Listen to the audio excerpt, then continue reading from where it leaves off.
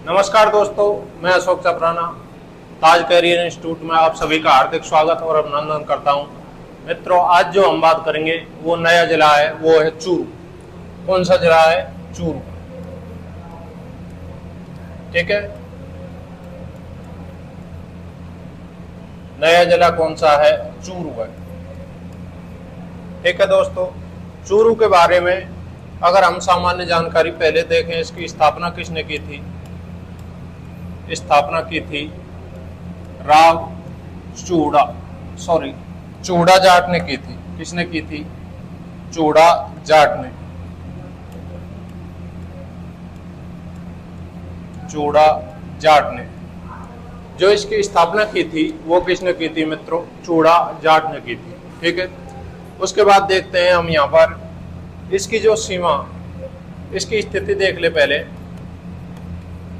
स्थिति या भौतिक विभाजन, भौतिक प्रदेश, कौन से भौतिक प्रदेश में आता है? वो आता है ये मरुस्थलीय प्रदेश में। मरुस्थलीय प्रदेश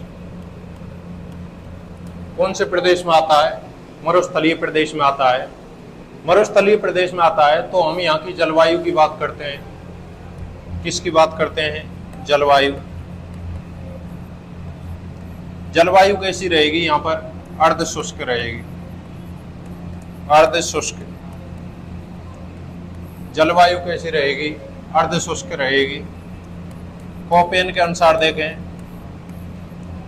तो BSHW, कोपेन के अनुसार क्या रहेगी? BSHW रहेगी। ठीक है, उसके बाद देखें इसके उपनाम देख लें। उपनाम क्या है इसका? Gateway of Thar. Gateway of Thar उपनाम क्या है इसका? Gateway of Thar. उसके बाद यहाँ की मिट्टी की बात करते हैं। मिट्टी कैसे मिलेगी यहाँ पर?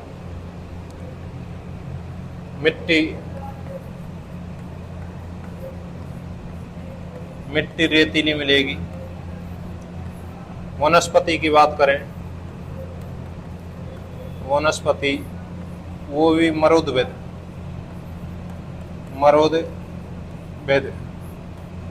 वनस्पति कैसे मिलेगी यहाँ पर? मरुदवेद।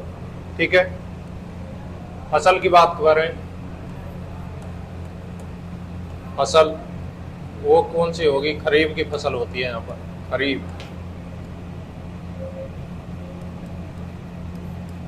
ठीक है, शुभंकर की बात करें हम यहाँ पर, शुभंकर क्या है यहाँ पर?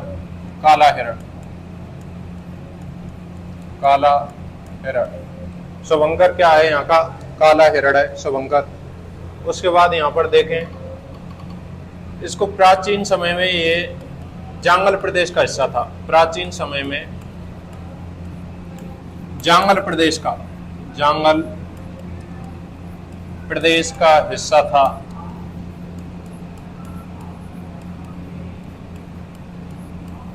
प्राचीन समय में कौन से प्रदेश का हिस्सा था? जांगल प्रदेश का। लेकिन वर्तमान में देखें तो वर्तमान में कौन से का है? शेखवाटी प्रदेश का। वर्तमान में शेखावाटी प्रदेश का हिस्सा है।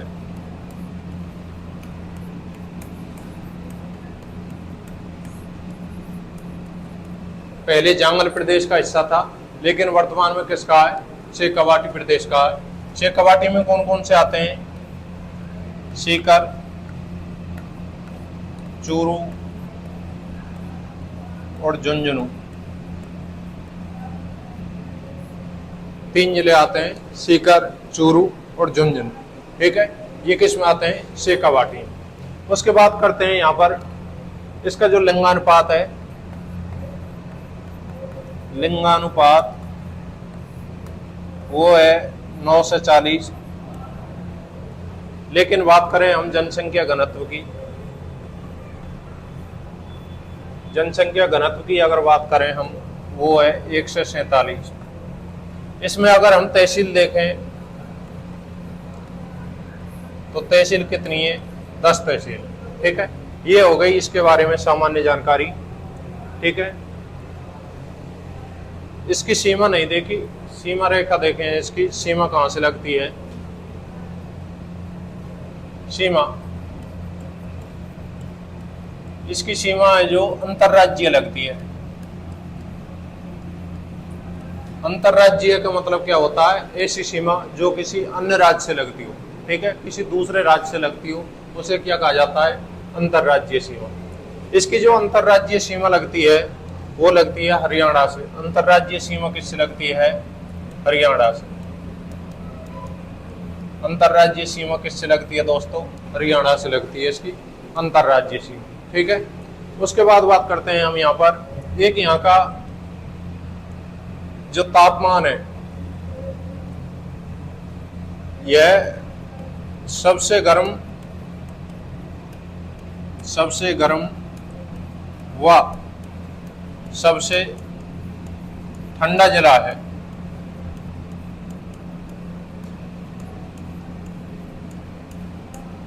कैसा है ये, सबसे गर्म व सबसे ठंडा जिला है। ठीक है, राज्य का सबसे गर्म जिला है और राज्य का सबसे ठंडा जिला है, वो भी कौन सा है, यही है। दूसरा देखते हैं, यह जो इसमें एक बालेरी गांव है और ये बालेरी गांव है जो बालका स्तूपों के लिए प्रसिद्ध है। बालका स्तूपों के लिए।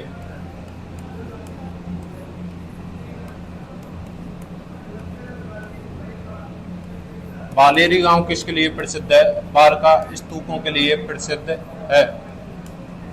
बालेरी गांव किसके लिए प्रसिद्ध है, बालका स्तूपों के लिए प्रसिद्ध है। उसके बाद देखें, इस जिले का सर्वाधिक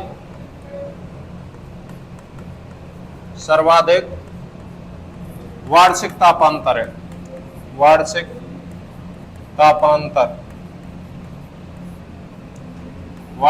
तापांतर किसका है, चूरू का।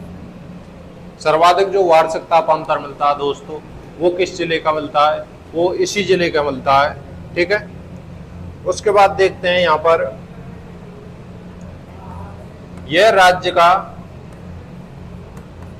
सबसे कम सिंचित क्षेत्र है।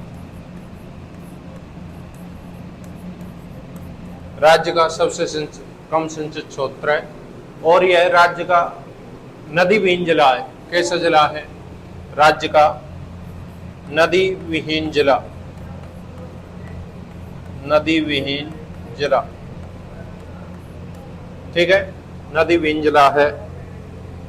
उसके बाद यहां पर एक कोटसर संवत्सर है। कोटसर संवत्सर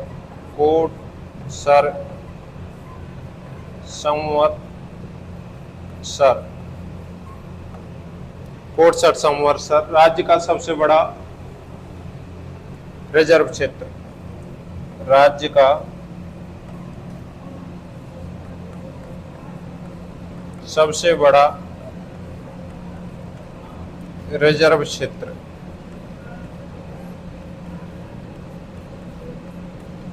राज्य का सबसे बड़ा रिजर्व क्षेत्र कौन सा है, कोटसर संवत्सर। ठीक है, नेक्स्ट बात करें यहाँ पर प्रमुख नदी, तो यहाँ पर कोई यही नहीं, झील है यहाँ पर ताल छापड़ झील।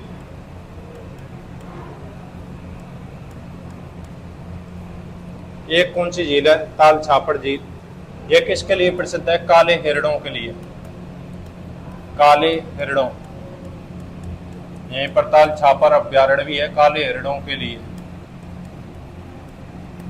ठीक है, उसके बाद देखते हैं एक झील यहाँ पर सुजानगढ़ झील है। सुजानगढ़ झील, ये प्रमुख यहाँ की झीलें हैं। एक तो ताल छापर झील, एक कौन सी है, सुजानगढ़ झील। उसके बाद यहाँ की प्रमुख सिंचाई परियोजना की बात करें तो यहाँ पर एक सिंचाई परियोजना चौधरी कुंभाराम नहर परियोजना। चौधरी कुंभाराम नहर परियोजना।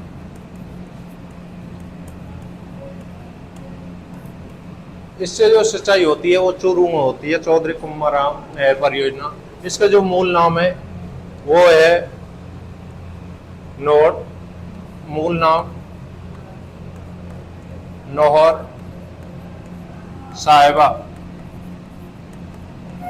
लिफ्ट परियोजना। मूल नाम क्या है इसका? नौहर साहिबा लिफ्ट परियोजना। ये सिंचाई करती है जो हनुमानगढ़ हनुमानगढ़ में करती है, एक बीकानेर में करती है, हनुमानगढ़, बीकानेर, चूरू और झुंझुनू। ठीक है, यहाँ पर सिंचाई करती है। इसका नाम क्या है? चौधरी कुम्हाराम नहर परियोजना। ठीक है, इसका जो मूल नाम है वो क्या है? नौहर साहिबा लिफ्ट परियोजना। ठीक है, ये जो सिंचाई करती है ये हनुमानगढ़ में, बीकानेर में, चूरू में और झुंझुनू में, इन जिलों में ये क्या करती है? सिंचाई करती है। उसके बाद देखते हैं यहाँ पर एक आपड़ी परियोजना है। कौन सी परियोजना है? आपड़ी परियोजना।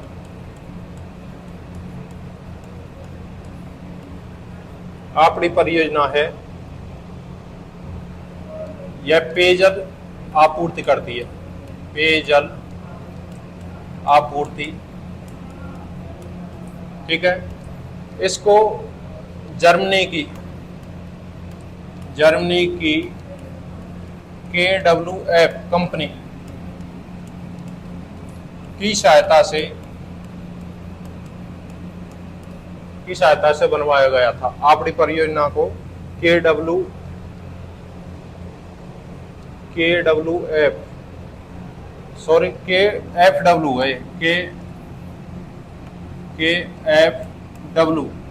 कंपनी की सहायता से बनवाया गया था।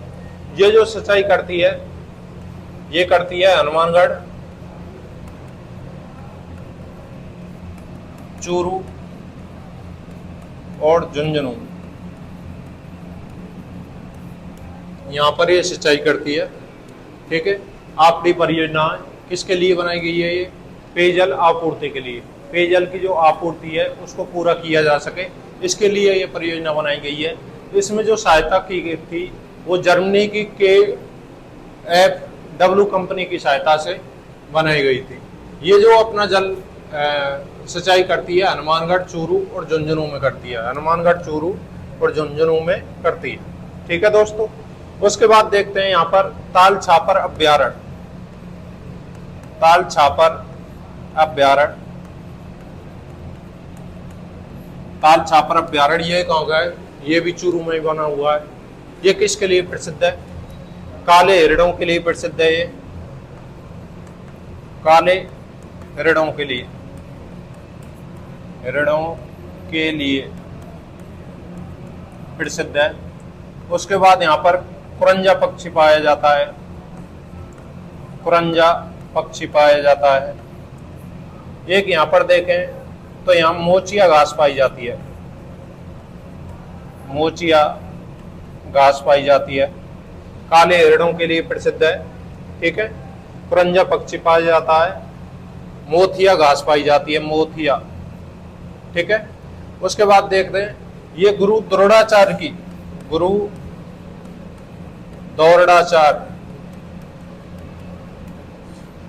की आश्रम स्थली रहा है, आश्रम स्थली।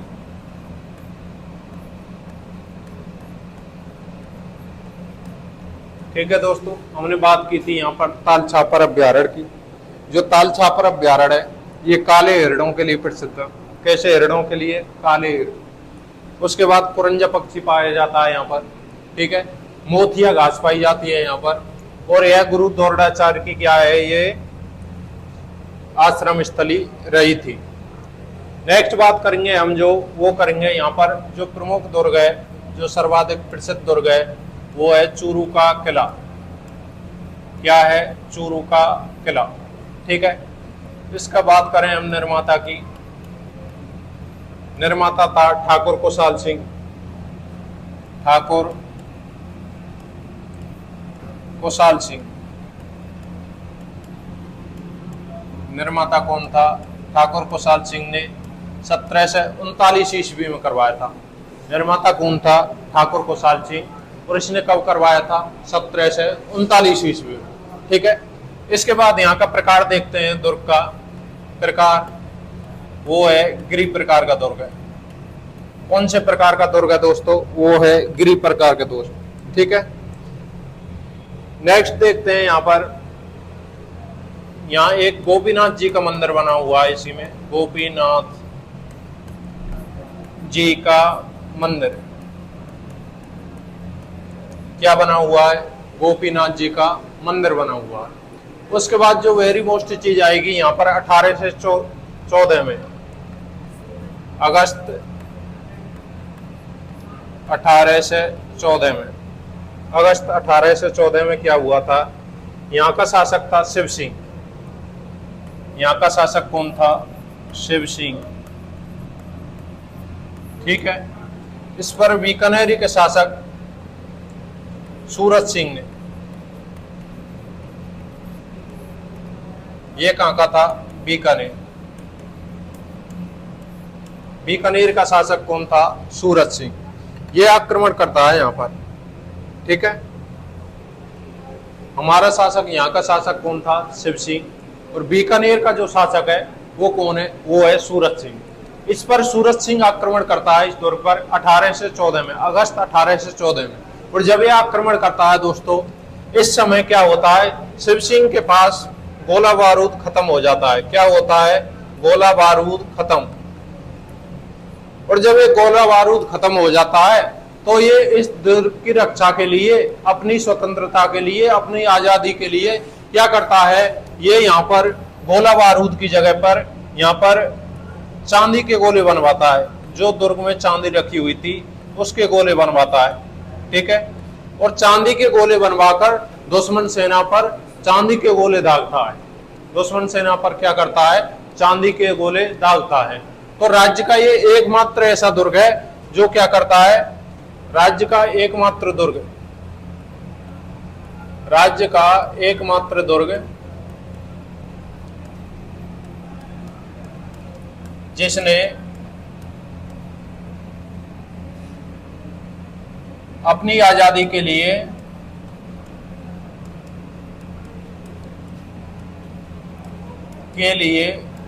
शत्रु सेना पर चांदी के गोले दागे थे। चांदी के गोले दागे थे। राज्य का एकमात्र दुर्ग जिसने अपनी स्वतंत्रता के लिए क्या दागे थे? चांदी के गोले दागे थे। ये बहुत वेरी मोस्ट है। ठीक है। उसके बाद वर्तमान में इस किले में, वर्तमान में इस दुर्ग में एक बालिका विद्यालय संचालित है। क्या संचालित है दोस्तों? दुर्ग की जगह ये किसमें कन्वर्ट कर दिया? बालिका विद्यालय में। बालिका विद्यालय संचालित है।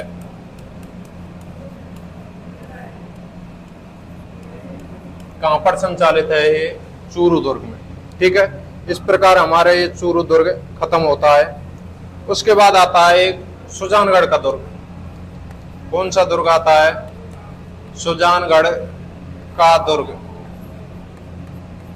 ये कहां पर है? ये भी यहीं पर है। इसका जो प्राचीन नाम है, प्राचीन नाम वो है हड़बू जी का कोट। हड़बू जी का कोट। प्राचीन नाम क्या है इसका? हड़बू जी का कोट। आप मुझे बताएंगे जो हड़बू जी का जन्म हुआ था वो कहां हुआ था? हड़बू जी का जन्म कहां पर हुआ था? इसका जो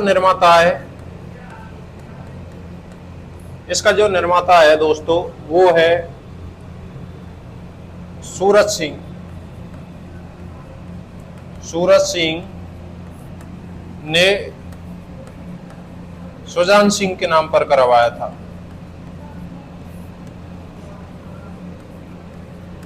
के नाम पर करवाया था। सूरज सिंह ने किसके नाम पर करवाया था? सुजान सिंह के नाम पर करवाया था।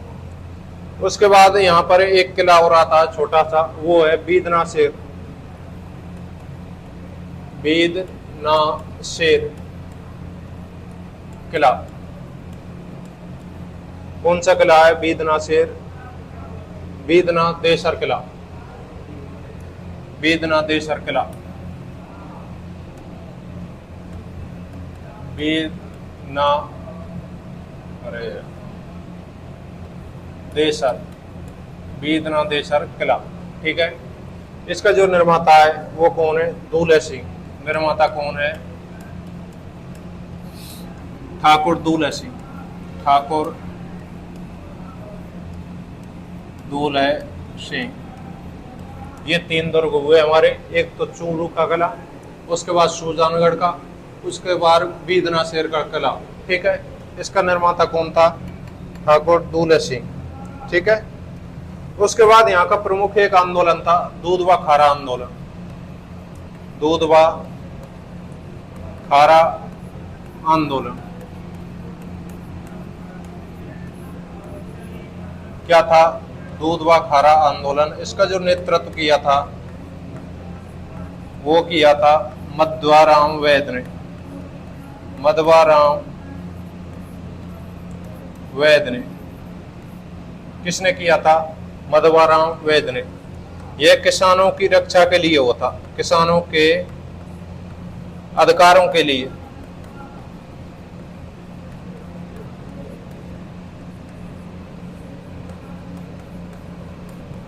ठीक है, यहाँ पर आंदोलन होता है दूध व खारा आंदोलन, मध्वाराम वैद्य नेतृत्व करता है, किसानों के अधिकार के लिए होता है। ये होता है, अगर डेट पूछे तो 1944 में। कब होता है? 1944 में। एक यहाँ पर कांगड़ा कांड भी यहीं का है, कांगड़ा कांड, ये भी यहीं का। ये कब होता है? 1946 में। कांगड़ा कांड कब होता है? 1946 में। ठीक है, नेक्स्ट देखते हैं। यहाँ पर हम एक धर्म स्तूप बना हुआ है, यहाँ पर धर्म स्तूप। ये क्या है? सभी जातियों के लिए, सभी जातियों का सांप्रदायिक सद्भाव, सद्भाव का चिन्ह है। धर्म स्तूप बना हुआ है। ये क्या है? सांप्रदायिक सद्भाव का मंदिर है। यह सांप्रदायिक सद्भाव का क्या है? ये एक मंदिर है, सांप्रदायिक सद्भाव का मंदिर, मतलब सभी जातियों के लिए खुला रहता है। सांप्रदायिक सद्भाव का क्या है? मंदिर है। ठीक है, इसका निर्माता जो जुगल किशोर, निर्माता कौन है? जुगल किशोर। निर्माता कौन है दोस्तों? इसका जुगल किशोर है। उसके बाद देखते हैं 26 जनवरी 1930 को, यहाँ पर 26 जनवरी 1930 को यहाँ पर तिरंगा झंडा फहराया गया था। फहराया गया था। कब फहराया था? 26 जनवरी 1930 को। ठीक है, एक यहाँ का चूरू का कबूतरी नृत्य प्रसिद्ध है। चूरू का कबूतरी नृत्य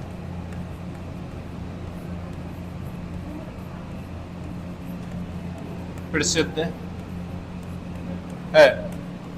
चूरू को क्या है? कबूतरी नृत्य प्रसिद्ध है। उसके बाद हम यहाँ पर बात करें तो वो करते हैं यहाँ की प्रमुख हवेलियों की। प्रमुख हवेलियां, प्रमुख हवेलियों में सबसे पहली आती है सुराणा की हवेली। सुराणा की हवेली। ठीक है, सुराणा की हवेली। 6 मंजिलाएं और 1000 खिड़कियां हैं इसमें। 1000 क्या हैं? खिड़कियां। 6 मंजिलाएं और कितनी खिड़कियां हैं? 1000 खिड़कियां हैं। उसके बाद यहाँ पर दानचंद चोपड़ा की हवेली है। दानचंद चोपड़ा हवेली, ठीक है, दानचंद चोपड़ा की हवेली है। रामनिवास गोयन का हवेली,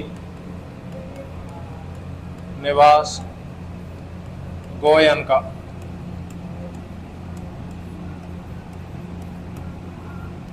रामनिवास गोयन का हवेली। खेमकाओं की हवेली,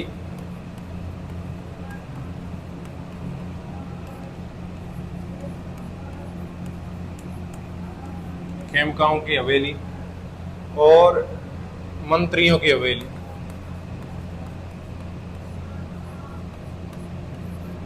ये यहाँ की प्रमुख हवेली होगी। एक यहाँ पर कमरा है, मालजी का कमरा। मालजी का कमरा, इसका जो निर्माता है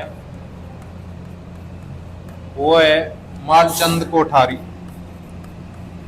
मालचंद कोठारी।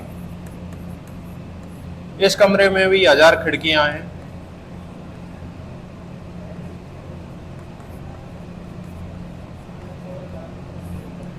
हजार क्या है? इसमें खिड़कियां हैं, ठीक है। यह फ्रांस की शैली पर बना हुआ है। किसकी शैली पर बना हुआ है? फ्रांस।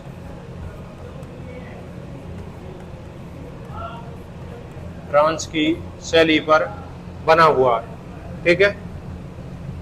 उसके बाद यहां पर बात करते हैं, एक स्थान आता है यहां पर ददरेवा।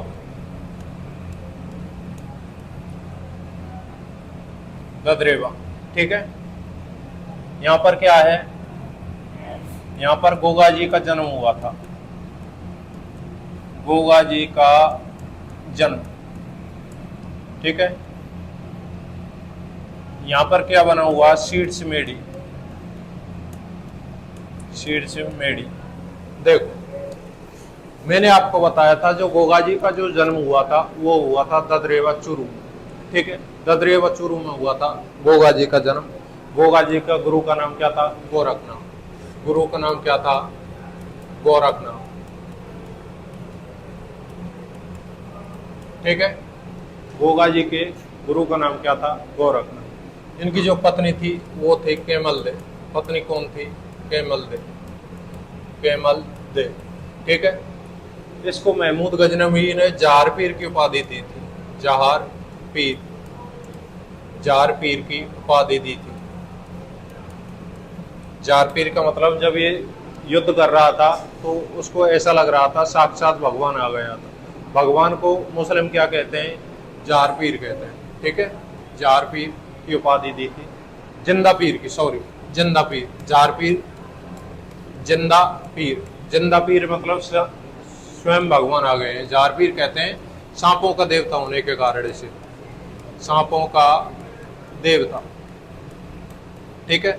सांपों का देवता होने के कारण इसको जहार पीर कहा जाता है।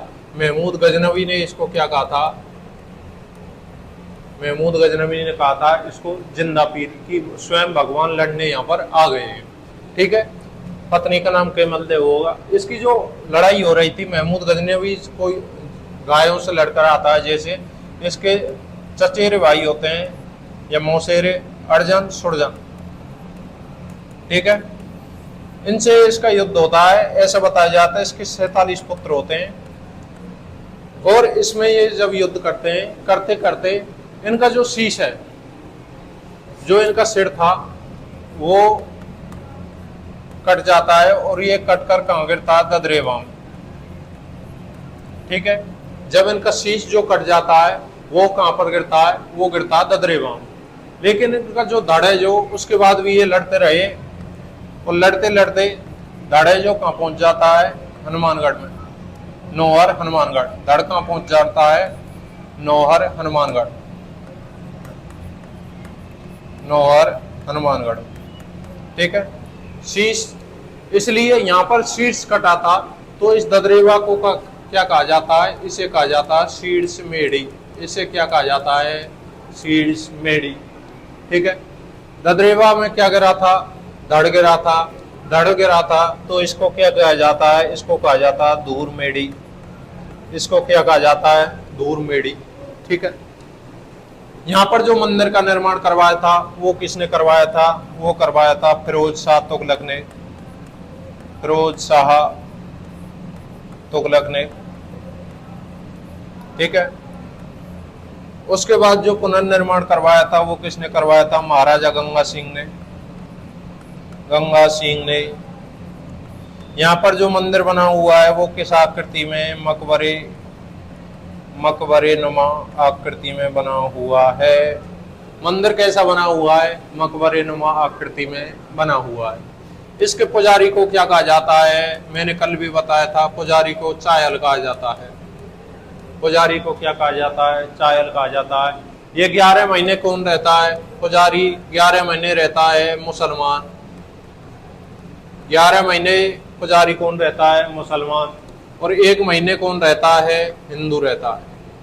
ये बात आपको नोट करनी होगी। 11 माह कौन रहता है, मुसलमान रहता है। ठीक है, 11 माह कौन रहता है, मुसलमान रहता है। 1 माह कौन रहता है, हिंदू रहता है। ठीक है, ये हो गई ददरेवा चूरू में इनका जन्म हुआ था, ये बात की थी। उसके बाद देखते हैं यहाँ पर एक साहिबा गुरुद्वारा बना हुआ है, साहिबा गुरुद्वारा, सॉरी। यहां पर उसके बाद बात करते हैं डूंगर बालाजी। डूंगर बालाजी मंदिर बना हुआ है। डूंगर बालाजी मंदिर बना हुआ है। ये कहां पर है, ये है सुजानगढ़। सुजानगढ़। ठीक है, डूंगर बालाजी मंदिर। उसके बाद सालासर, सालासर बालाजी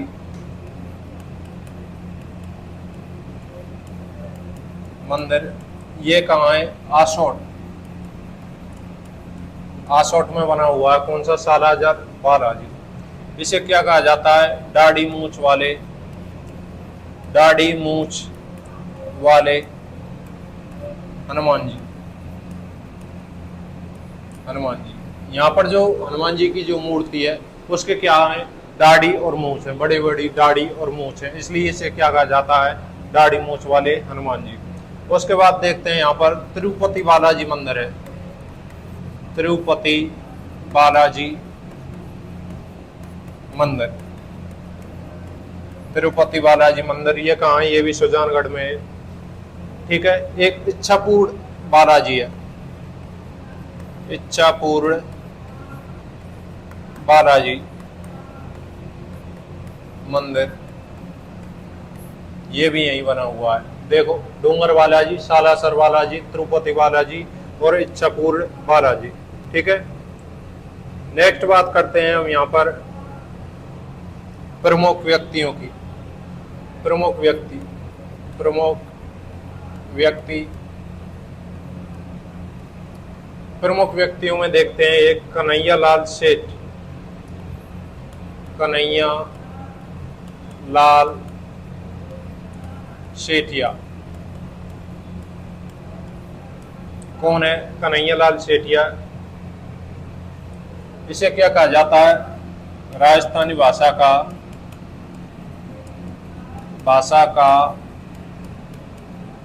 राजस्थानी भाषा का भीष्म पितामह है। राजस्थानी भाषा का भीष्म पितामह है। किसको कहा जाता है, कन्हैया लाल सेठिया को, राजस्थान भाषा का भीष्म पितामह। इनके जो प्रमुख कहानियां हैं वो है धरती दौरारी, धरती दौरारी, पाथल पीथल, पाथल पीथल, धरती दौरारी, पाथल पीथल और लील टांस। लील टांस धरती दोहराली पातल पीतल और लील डांस। इसे क्या कहा जाता है? राजस्थानी भाषा का भीष्म पितामह कहा जाता है। उसके बाद यहाँ पर आता है देवेंद्र झाझड़िया। देवेंद्र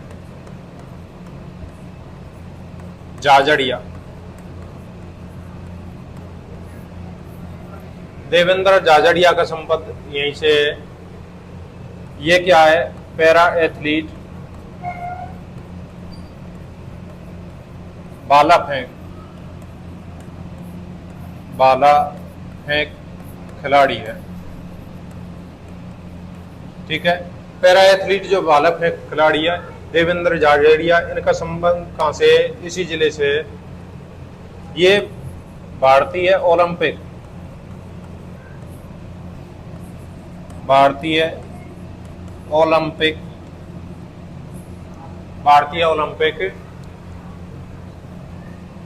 समिति के अध्यक्ष हैं। भारतीय ओलंपिक समिति के पैरा ओलंपिक समिति के क्या है? अध्यक्ष हैं। ठीक है, इनको 2004 में अर्जुन अवार्ड दिया है। 2004 में क्या दिया है? अर्जुन अवार्ड। ठीक है, देवेंद्र झाझड़िया पैरा एथलीट हैं और भारतीय पैरा ओलंपिक समिति के अध्यक्ष हैं। और 2004 में क्या दिया है इनको? अर्जुन अवार्ड दिया है। 2017 में मेजर ध्यानचंद अवार्ड। 2017 में क्या दिया है? मेजर ध्यानचंद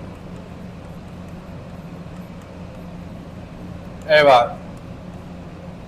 ठीक है, मेजर ध्यानचंद अवार्ड। उसके बाद आता है यहाँ पर कृष्ण पूनिया है, उनका भी संबंध यहीं से है। कृष्ण पूनिया क्या है? ये डिस्कस थ्रो खिलाड़ी हैं। डिस्कस थ्रो खिलाड़ी है। कौन है? कृष्ण पूनिया। ठीक है, डिस्कस थ्रो खिलाड़ी। 2010 में अर्जुन अवार्ड। 2010 में क्या दिया है इनको? अर्जुन अवार्ड।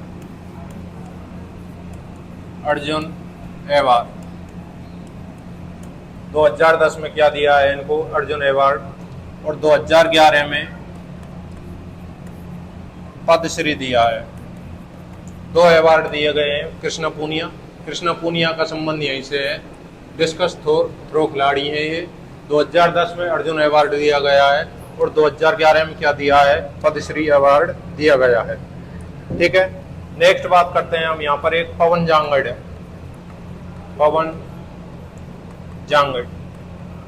इनको क्या कहा जाता है? इनको कहा जाता है चंदन के चितेरे।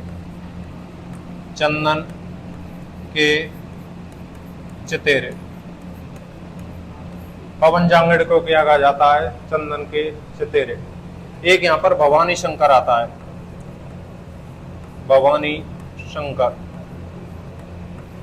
और इन भवानी शंकर को क्या कहा जाता है? पखावज के जादूगर।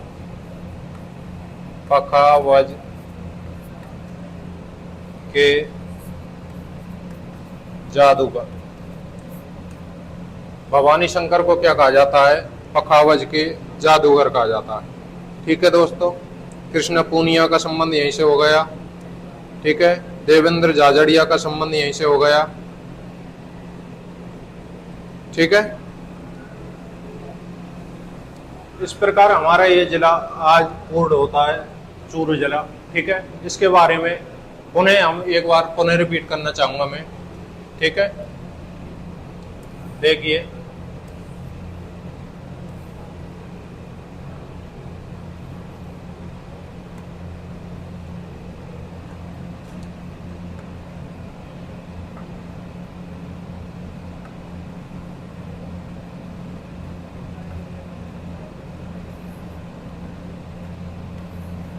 देखो, आज हमने जो बात की है वो की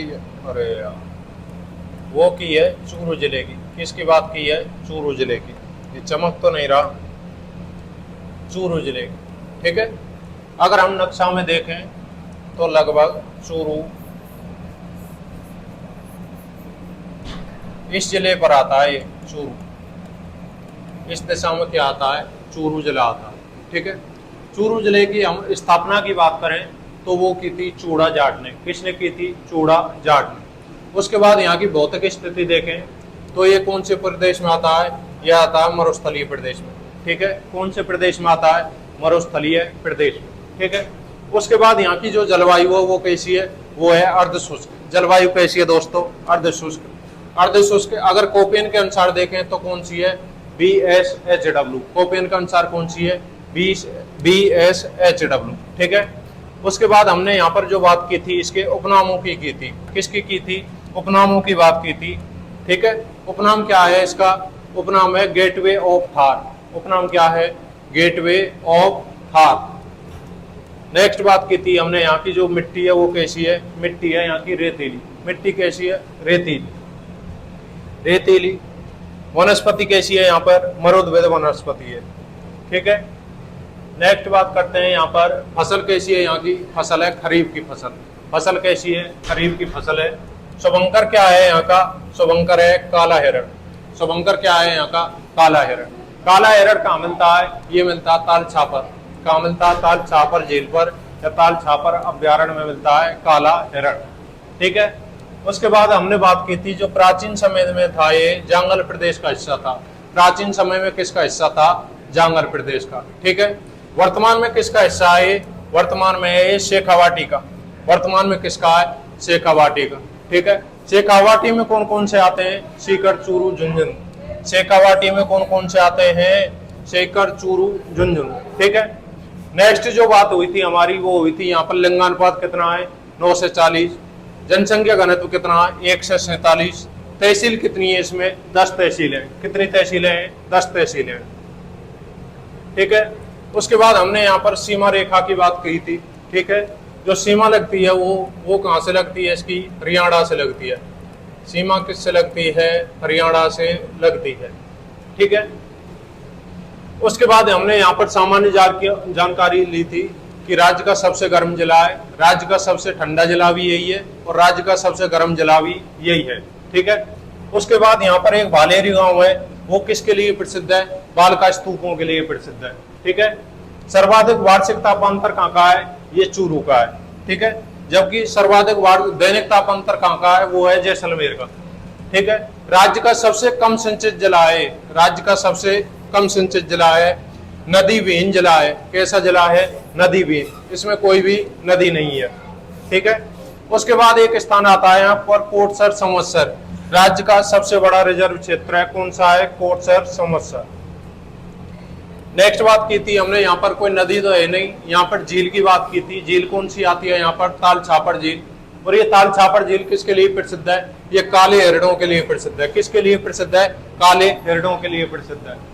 उसके बाद यहाँ पर एक झील आती है सुजानगढ़ झील। कौन सी झील आती है? सुजानगढ़ झील। उसके बाद हमने यहाँ पर बात की थी प्रमुख परियोजनाओं की। उन परियोजनाओं में कौन सी आती है? चौधरी कुंभाराम नहर परियोजना।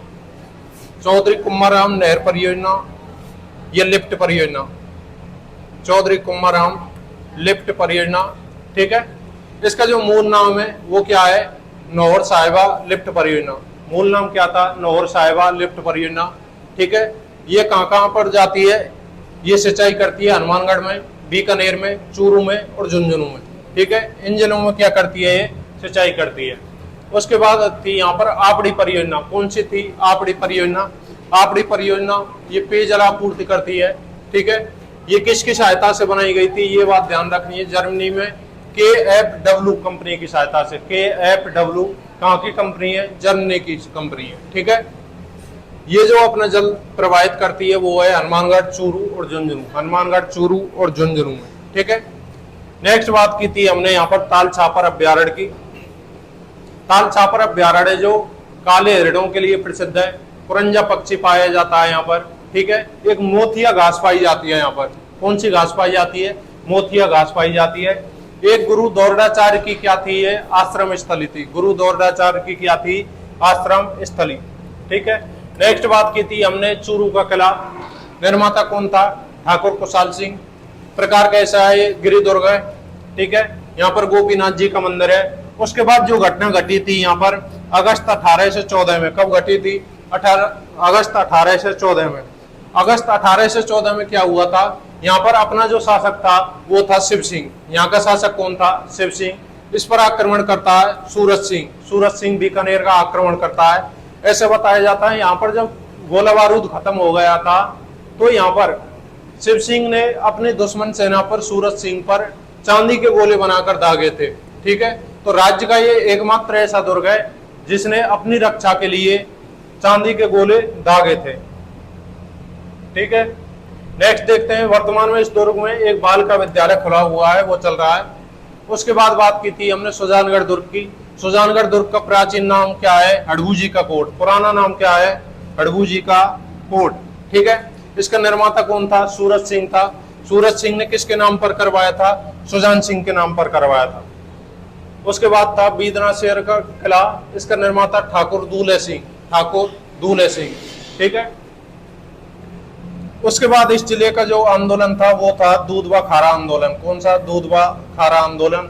इसका नेतृत्व किसने किया था? मध्याराम वैद ने। मध्याराम वैद ने किसानों के अधिकार के लिए था। उसके बाद यहाँ पर एक कांगड़ा कांड होता है 1946 में। एक धर्म स्तूप बना हुआ है, सभी जातियों का सांप्रदायिक सद्भाव का मंदिर है। धर्म स्तूप क्या है? सभी जातियों का सांप्रदायिक सद्भाव का मंदिर है। इसका निर्माता कौन था? जुगल किशोर। निर्माता कौन है? जुगल किशोर है। ठीक है, 26 जनवरी 1930 को यहाँ पर क्या पहराया गया था? तिरंगा पहराया गया था। ठीक है, चूरू का जो नृत्य है वो कौन सा है? कबूतरी नृत्य। चूरू का कौन सा नृत्य प्रसिद्ध है? कबूतरी नृत्य। ठीक है, उसके बाद यहाँ पर हमने जो बात की थी प्रमुख हवेलियों की थी कि यहाँ पर प्रमुख कौन कौन सी हवेली है, जिनमें आती है पहली सुराणा की हवेली। यह कितनी मंजिल है? 6 मंजिल है और 1000 खिड़कियां हैं इसमें। कितनी खिड़कियां हैं? 1000 खिड़कियां। उसके बाद यहाँ पर दानचंद चोपड़ा की हवेली है। रामनिवास गोयनका की हवेली है। ठीक है, खेमकाओं की हवेली है। मंत्रियों की हवेली यहीं पर बनी हुई है। एक मालजी का कमरा भी यहीं पर बना हुआ है। मालजी का कमरे का जो निर्माता था वो कौन था? मालचंद कोठारी। कौन था? मालचंद कोठारी। ये भी 1000 खिड़कियों का है। ये फ्रांस की शैली पर बना हुआ। कहाँ की शैली पर बना हुआ है? फ्रांस की शैली पर बना हुआ है। उसके बाद हमने जो बात की थी यहाँ पर एक ददरेवा आता है। ददरेवा में क्या हुआ था? गोगा जी का जन्म हुआ था। ददरेवा में क्या हुआ था? गोगा जी का जन्म हुआ था। ठीक है, इसे क्या कहा जाता है? शीर्षमेढ़ी कहा जाता है। ठीक है, शीर्षमेढ़ी क्यों कहा जाता है? देखो इनके जो गुरु थे वो कौन थे? गोरखनाथ। ठीक है, पत्नी का नाम क्या था? कैमल दे था।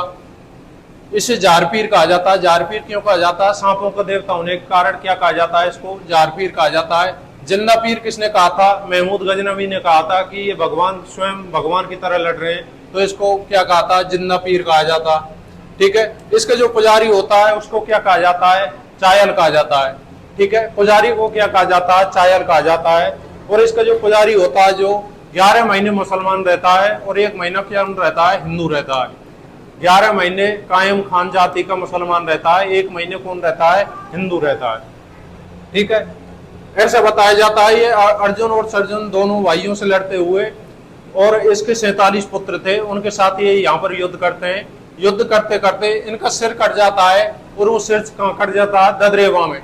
सिर कहाँ कट जाता है? ददरेवा में। जहां पर ये सिर गिरा था वहां पर ये मंदिर बना हुआ है। इसे क्या कहते हैं? इसे कहते हैं शीर्षमेढ़ी।